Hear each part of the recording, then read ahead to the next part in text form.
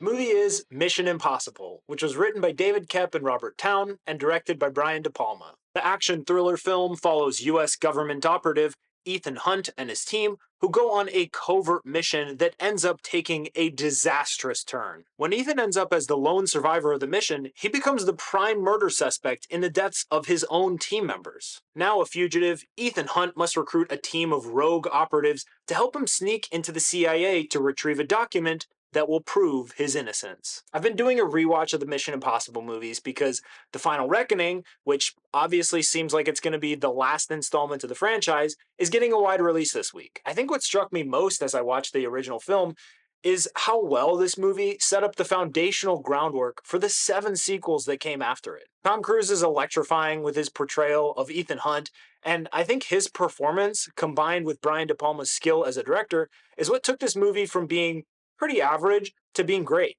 Tom Cruise is just flat out good. He is easily the best performance of the film, and he honestly carries a lot of the scenes with heavy dialogue. And honestly, it just feels like he was kind of born to play the role of Ethan Hunt. Brian De Palma makes his mark on the film with his extensive use of Dutch angles, high and low angles, and overhead shots to masterfully add to the suspense and paranoia that Ethan Hunt and the audience feel throughout the film. Both the incredibly iconic restaurant scene and the vault scene in the film would not be nearly as amazing as they are if it weren't for the top-tier camera work that ultimately comes from having De Palma at the helm. The simplicity of the plot, in my mind, was another big reason why this film was successful. It has good twists and turns that all work well, largely because they actually make sense and because they don't overcomplicate the plot to the point that it becomes some bloated mess that becomes extremely hard to follow. Now, while I really enjoyed it and I think it's a great movie, it's definitely not a perfect movie.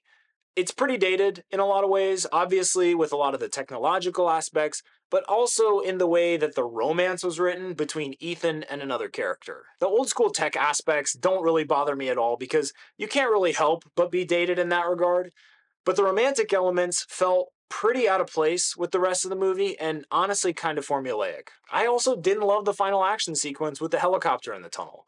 Once that helicopter went into the tunnel, the whole scene just felt kind of hokey and just silly to me. But I'll say outside of that, the original film still manages to pull off plenty of awesome practical effects and fantastic action set pieces, so it certainly doesn't disappoint entirely in that area. And that's also an area that the Mission Impossible films after this one have come a long way in large part due to Tom Cruise's wild but awesome commitment to doing his own stunts, as well as doing as many practical effects and action set pieces as possible. Overall, this is a classic action movie that birthed 7 other sequels for a reason, and realistically, had this original film been even a little bit worse than it was, it's unlikely that we ever would have gotten any follow-up films after this one. It's a very suspenseful, well-directed film that pushed the boundaries with its remarkable action set pieces while being supported by Tom Cruise's embodiment of Ethan Hunt. You can currently catch this one streaming on Hulu or Amazon Prime Video. So go watch Mission Impossible. If you enjoyed this video, please like it, please share it with a friend,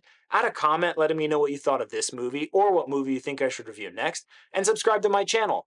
I put out a movie review each week, so subscribe to stay tuned. Thanks, y'all.